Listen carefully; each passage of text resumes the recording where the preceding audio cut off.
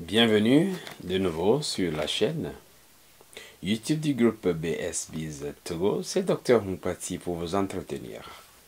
Nous avons déjà entrepris de parler des visas non immigrants pour venir travailler aux États-Unis. Nous avons parlé déjà du visa E, nous avons parlé du visa H1B. Bon, dans la catégorie des H, nous avons juste parlé de H1B.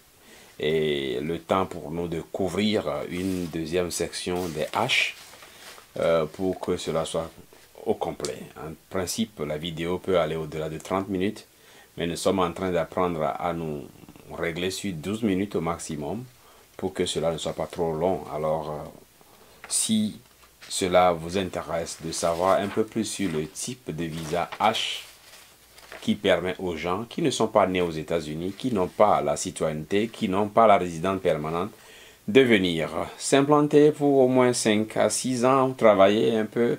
Bon, peut-être devenir américain dans le futur, qui sait. Alors, si cela vous intéresse, suivez cette vidéo jusqu'à la fin.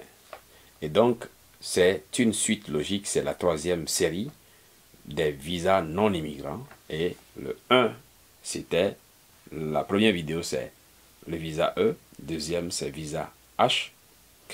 Et on a parlé de H1B. Maintenant, ça va être les autres types de H. Alors, après avoir parlé donc du visa H1B, c'est maintenant la suite logique, c'est H1C. Et c'est pour les infirmiers d'État. Vous êtes infirmier d'État, alors il y a la possibilité que vous pouvez venir travailler aux États-Unis, exercer votre métier. Alors, les conditions sont plus ou moins les mêmes, mais donnons quelques précisions. Alors, il faut être infirmier d'État dans votre pays d'origine et avoir la certification aux États-Unis. Board Certified, c'est ce que ça veut dire. Il faut aussi réussir à l'examen de la commission qui s'occupe de l'équivalence de l'infirmerie pour ceux qui ne sont pas diplômés de l'Amérique. En plus de ça, il faut que l'État, je suis dans l'État de Géorgie, et il faut que l'État, un hôpital rural, un hôpital reculé, exprime le besoin d'avoir alors de la main-d'œuvre en infirmerie et spécifiquement pour les étrangers. Et en plus de ce besoin de l'État, il faut que l'employeur, l'hôpital de cet État-là soit éligible devant alors la commission ou le département de travail. Si ces conditions sont réunies, alors l'employeur, l'hôpital X, entreprend la démarche en envoyant alors le formulaire I-129 au nom du candidat. Et si cet hôpital a l'attestation du département en charge du travail, alors là, le tout, c'est une question de temps. Et notons que c'est seulement 500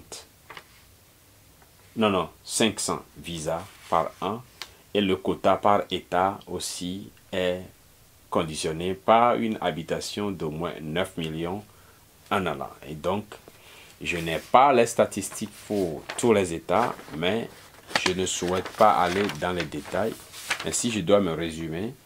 Le H1C, c'est pour les infirmiers d'État qui doivent remplir un certain nombre de conditions. Les liens sont là, les informations sont là, mais il faut avoir réussi brillamment à l'examen dans votre pays d'origine et aussi réussir à l'examen qu'on appelle Board Certification. Et avec les besoins en place, surtout avec la situation sanitaire actuelle, beaucoup d'Africains ont obtenu ce type de visa pour rejoindre systématiquement les États-Unis. Certains ont eu la chance, ceux qui ont le niveau de doctorat, ont eu la chance d'avoir le visa, la green card. Certains pays africains ont des traités avec les États-Unis. Je pense que le Zimbabwe a ce contrat. Des infirmiers d'État zimbabwéens ont eu les papiers légaux et à la fois pour leur mari et leur famille, ils sont tous venus. Alors, si c'est le mari ou la femme, les deux travaillent, les enfants aussi ont les papiers légaux pour travailler. D'autres pays sont sur la liste, mais j'ai juste voulu donner un exemple pour que nous sachions que ça existe aussi. Alors, après le H1C, vient maintenant le H2A. Le H2A concerne uniquement que les travailleurs agricoles saisonniers. Et disons tout de suite que ces travailleurs agricoles ont souvent un visa de 1 an, renouvelable 2 fois, soit une durée totale de 3 ans. Ils vont devoir sortir au bout de la 3e année pour revenir. Mais il faut toujours que l'employeur justifie que la demande ne peut pas être satisfaite par la main-d'œuvre américaine et que ce recrutement ne va pas empiéter sur le marché du travail pour les Américains ou ceux qui sont déjà aux États-Unis. Alors, il faut dans un premier temps que cet employeur, supposons que je suis fermier et j'ai une exploitation agricole et j'ai besoin de la main-d'œuvre de l'extérieur, peut-être je veux employer mon frère, je veux employer ma mère, je veux employer un ami en qui j'ai confiance et je sais qu'en faisant ce papier-là, je ne vais quand même pas perdre. Ou alors, j'organise, ou l'employeur organise un recrutement normal et choisit des gens dont il estime que pourront faire le travail.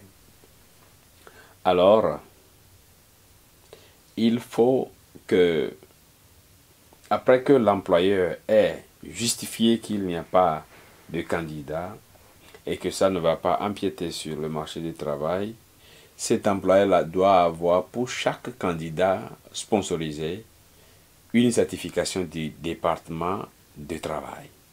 C'est un peu comme pour H1B. Une fois que ce dossier est approuvé, alors l'employeur va faire la pétition pour le I-129 encore. Une fois que c'est approuvé, alors la demande est traitée au niveau du consulat ou de l'ambassade dans le pays du candidat et le tout se passe de tout commentaire. Le visa est obtenu, la personne vient et travaille sur les exploitations agricoles. Mais il n'y a pas de possibilité pour la famille des candidats d'avoir le permis de travail. Donc si ceux qui sont des travailleurs agricoles temporaires ou saisonniers, qu'ils soient avisés que leurs familles n'auront pas la légitimité pour travailler. Donc, il faut planifier en conséquence. Pour finir, on parlera très brièvement alors du visa H2B. Et cette fois, c'est des travailleurs saisonniers, mais non agricoles. Ces gens, pour ce qui concerne l'Afrique, seuls l'Afrique du Sud et le Madagascar sont qualifiés. Les autres pays, je suis désolé, à moins que je me sois trompé, mais les autres pays, ça ne les concerne pas. Alors, si vous êtes citoyen du Madagascar ou de l'Afrique du Sud, cette option, c'est bien à vous. Et par an, alors, le total pour H2B, c'est jusqu'à 66 000. Et donc, toutes catégories confondues dans tous les secteurs de la vie. Et le processus est pratiquement le même pour H2A. Enfin, on parlera de H3.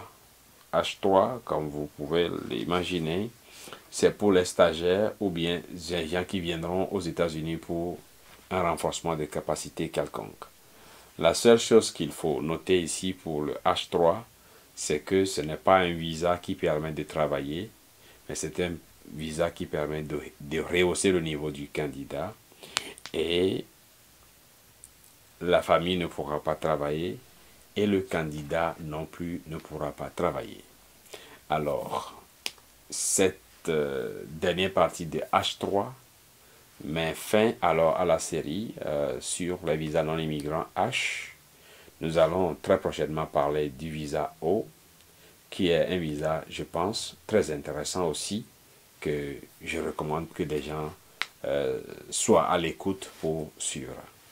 Nous ne cesserons jamais de le répéter. Cette chaîne, elle est bien à vous. C'est grâce à vous qu'elle existe. Et nous ne sommes pas des experts. Nous essayons par amour de donner l'information pour que les gens sachent quoi faire et ne pas se faire escroquer. Parce que les escrocs sont là, ils feront donner des impressions, oui, vous allez tout, mais généralement, les visas les plus simples à obtenir, c'est les visas de visiteurs. Mais maintenant aussi, les dispositions font qu'il faut alors des cautions énormes pour obtenir aussi ce visa. Donc, quel est son futur, on ne sait pas. Mais en simple terme, si vous aimez ce travail que nous faisons, aimez cette vidéo, commentez, invitez les autres à s'abonner à la chaîne. Si vous souhaitez qu'on parle d'autres sujets, s'il vous plaît, dans le commentaire, indiquez-le et nous ferons un devoir de faire le relais. D'habitude, je réponds généralement à tout le monde. C'est vrai que le nombre va en grandissant, mais je tente toujours de répondre à tout le monde. J'ai 2 associés au Togo qui tentent de m'aider et donc on espère que nous pouvons juste couvrir toutes vos questions. Merci et on se retrouve dans la prochaine vidéo.